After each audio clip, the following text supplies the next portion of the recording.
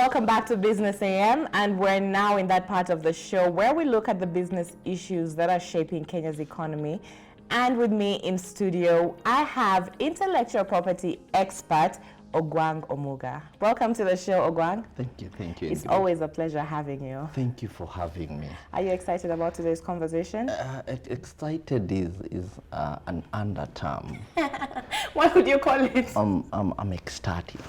And you know what? I'm going to make it even more ecstatic because the stories that we're going to focus on today are important stories which I feel your input and you divulging and explaining them further will add so much more value to this show. Let's dig in. Let's go. So we'll start with SACCOs. Weak corporate governance has been cited as one of the biggest contributors to the rising volume of non-performing loans among savings and credit cooperatives. According to the experts at the Metropole Institute of Credit Management, managers in SACCOs have largely failed to adopt systematic approaches to analyze prospective borrowers before issuing loans. Let's listen into this story that our reporter Victoria Amunga put together for us.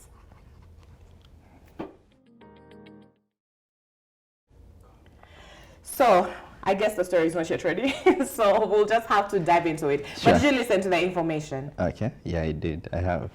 So, first of all, for some reason, SACCOs have come under a microscope a lot in the recent past, most lately.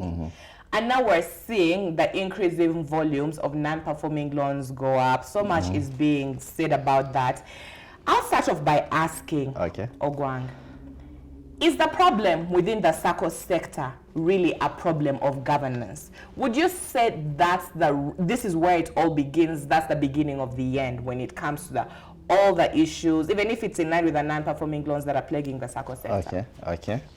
A non-performing loan, I would imagine, is a loan that is not productive, right, according to the business projection that people had anticipated, especially an institution, that we want to disburse X amount, and in disbursing X amount according to this interest rate, then we project to arrive at XY. So that is largely non-performing loan. One of the many reasons why people don't actually service their loans, maybe it's just character. I'm just a cantankerous human being. I'm not sincere. I would wish to access something and don't give it back. But the other reason why people don't service loan is because of lack of liquidity in people's hands. You can have as major and as most amazing corporate governance policies and rules in place, but as far as people don't have cash in their hands, even if you disburse 2 shillings, they might not be able to pay it back. So the issue is not do we have lack of existing infrastructure as far as policy and regulatory framework is concerned. They wouldn't even be operating.